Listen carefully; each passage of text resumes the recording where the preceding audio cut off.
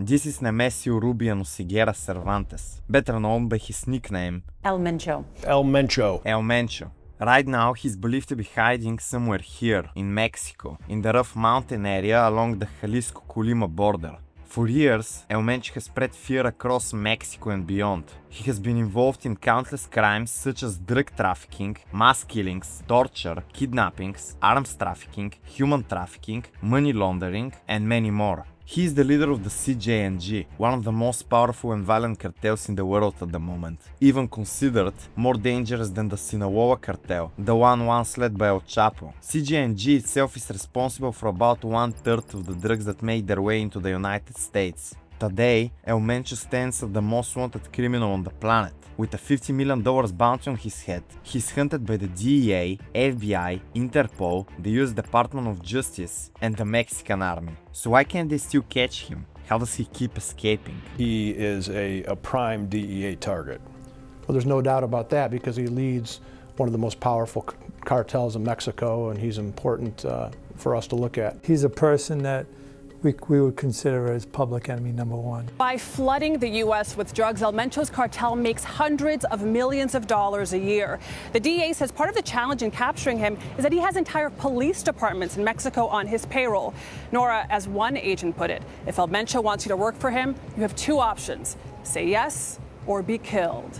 As of 2025, El Mencho is 59 years old, and it's believed that he and his cartel are worth around $50 billion. He has 3 children, 2 daughters and 1 son. His son, known as El Menchito, was captured and on March 7, 2025, sentenced to life in prison for his role in the cartel as a hitman and drug trafficker. His other 2 daughters, Jessica and Laisha, are mostly hidden from the public, and little is known about them. However, Jessica was arrested on February 26, 2020 for running businesses linked to the CJNG, but she was released on March 14, 2022 after serving about 25 months in prison.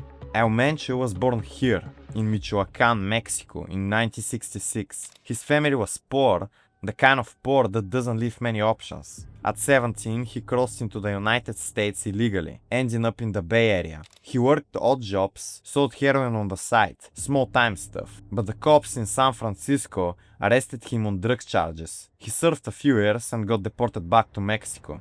In 2010, everything changed. The Mexican government, backed by the United States, launched an aggressive campaign against the cartels. They arrested leaders, disrupted supply lines, and fractured organizations. El Mencho watched it all fall apart and saw an opportunity. He gathered loyalists from the Millennial Cartel, recruited ex-military and former police, and announced the formation of a new organization, Cartel Jalisco Nueva Generación, aka CJNG, or in English, the Jalisco New Generation Cartel.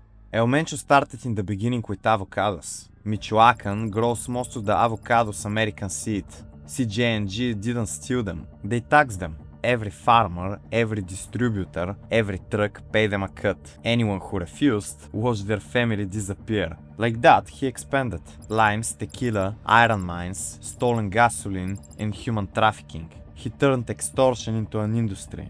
The thing with cartels is that once they start making money, they usually spend it on luxury. New cars, yachts, jewelry, and expensive lifestyles. El Mencho does the exact opposite. He reinvests a large portion of the money into military-style training. He did this because by 2010, Eastern Mexico belonged to Los Zetas, former Mexican Special Forces soldiers who abandoned and formed their own cartel. They didn't just traffic drugs, they controlled entire states through kidnapping, extortion, and public executions. Their reach extended across half the country. If El Mencho wanted to expand CJNG beyond Jalisco, he had to go through them. So his cartel started calling themselves the Zeta Killers. He began recruiting former military and police officers, people who actually knew how the government operated. El Mencho himself had been a cop years earlier in Cabo Corrientes and Tometlan. He understood law enforcement tactics, how they moved. His recruits set up training camps in the mountains, the kind of preparation actual armies use.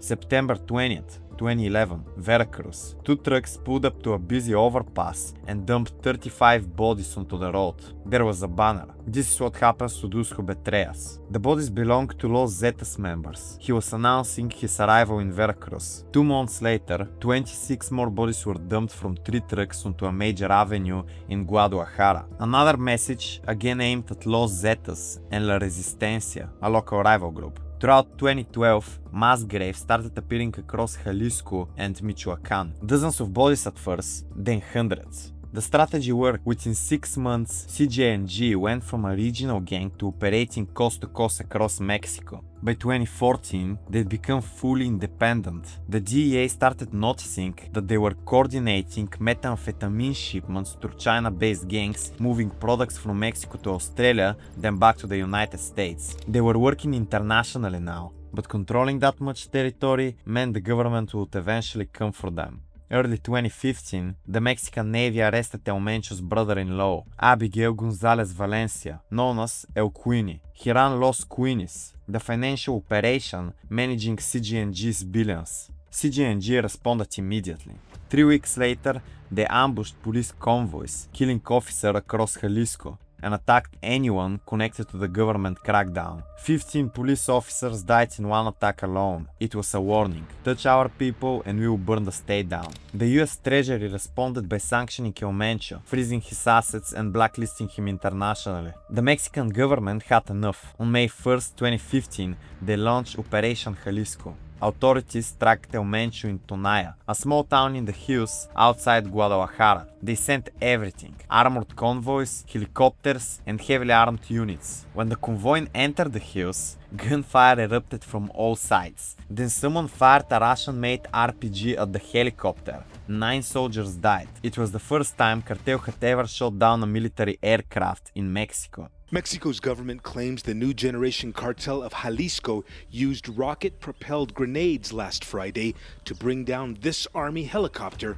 killing 6 soldiers. But that wasn't the end. While soldiers were dying in those hills, CJNG launched attacks across 3 states simultaneously. 39 buses burned, 11 banks torched, 16 gas stations set ablaze, highways blocked with burning vehicles, 20 towns hit at once. The Mexican president, Peña Nieto, went on television and promised to dismantle CJNG. This is the moment El Mencho escaped into the mountains, and it was the last time anyone confirmed seeing him. But understanding why he's never been caught requires understanding the system he built to make capturing possible. First, El Mencho operates in the most inaccessible land in Mexico. He built a parallel state where the geography works in his favor. The highlands where he is are so rugged that roads barely exist, and helicopters have nowhere safe to land. These aren't just remote locations. They are tight communities where an outsider is spotted the moment they arrive. Locals are loyal, either out of fear or economic dependence. He is just turning entire regions into a human shield. He moves every 48 to 72 hours, never sleeping in the same place twice. He travels in convoys of identical SUVs with decoys who dress like him. When authorities raid a location, they're chasing 3-day-old intelligence, while he's already 2 mountain ranges away. Communication is locked down. He uses encrypted satellite systems that change frequencies constantly. El Mencho doesn't make calls. He sends orders through messenger chains where no single person knows the full picture. Lower level members have never seen him. Mid-level commanders only communicate through middlemen. Even high-ranking lieutenants meet him in rotating safe houses, while blindfolded during transport. And again, even if someone wanted to betray him, they don't have the information to give. He leaves no digital footprint. Unlike other cartel leaders called through phone metadata or financial transactions, El Mencho operates almost entirely offline. He doesn't use banking systems, social media, or regular cell phones. His wealth moves through cash, cryptocurrency, and business fronts so layered and complex that tracking becomes nearly impossible. The government tried everything: dozens of operations, surveillance, informant networks. The USA even assigned DEA task forces specifically to hunt him. And yet, 11 years have now passed with no confirmed sightings. Meanwhile, CJNG continues to operate and expand. In December 2017, a 17-year-old YouTube content creator named Juan Luis Lagunas Rosales, known as El Pirata de Culiacán, was gunned down in a bar after posting videos insulting El Mencho. Papas, yo también puedo a traer lo que sea la verga. Así que el Mencho a mí me pela la verga. Y si quiere... Four armed men walked in and killed him. Nobody was ever charged. Investigators couldn't confirm if El Mencho gave the order, but everyone understood that insulting him publicly leads to death publicly. El Mencho's reach into politics became obvious in 2018. During that year's election cycle in Mexico, over 130 political candidates were killed, and 37 of them were mayors, former mayors or mayoral candidates. He wasn't just running drugs anymore, he was controlling who governed. In February 2018, two federal agents from Mexico's Criminal Investigation Agency were kidnapped in Puerto Vallarta. Their bodies were found days later, wrapped in blankets on a roadside. The government publicly accused El Mencho of ordering the killings, adding murder charges to his growing list of crimes. Few months later, CJNG tried to kill Luis Carlos Najera, Jalisco's former security secretary. The attack failed, but in May, authorities arrested El Mencho's wife, Rosalinda Gonzalez Valencia, on money laundering charges. She posted $78,000 bail and was released 4 months later. According to military documents, El Mencho and Rosalinda separated shortly after, with reports claiming he began a relationship with someone named Guadalupe Moreno Carrillo. But El Mencho is sick. Multiple intelligence reports claimed he suffered from kidney disease. According to sources, he'd built a private hospital near the village of Diaucihuato, a remote area in the mountains of Jalisco. The hospital was allegedly equipped with specialized medical equipment and staffed by doctors who had no choice but to treat him. Around this time, a journalist in Guadalajara had been investigating CJNG's operations. He was careful, used encrypted communications, and protected his sources. One morning, he received a photograph with no message, just his children walking out of school. That moment, he stopped investigating. That's how the system worked. Everyone understood the price of digging too deep. We will let you know if we get anything like that after this video. Of course, a bunch of conspiracy theories popped up, like El Mencho supposedly dying from respiratory arrest in a private hospital in Guadalajara. But DEA agent Kyle Mori publicly denied it, confirming El Mencho was still alive. Since they couldn't find him, the US kept targeting his inner circle. They arrested his son-in-law, Christian Fernando Gutierrez Ochoa, known as El Gacho. They arrested El Mencho's brother, Antonio Ceguera Cervantes, known as El Tony Montana, and another brother, Abrahamo Ceguera, known as Don Rodo. That same month, President Trump designated CJNG as a foreign terrorist organization. In response to the fentanyl crisis and the cartel's extreme violence, El Mencho was classified as a specially designated global terrorist. Under the orders I signed today, we will also be designating the cartels as foreign terrorist organizations. In March 2025, authorities uncovered something that showed how El Mencho maintained discipline. At a training camp in Izaguirre Ranch, Jalisco, they found the remains of hundreds of CJNG recruits. Anyone who defied instructions during training was executed and buried there. El Mencho understood that power isn't just about violence, it's about being necessary. When he moves locations, local businesses provide cover without being asked. When authorities come looking, entire neighborhoods go silent.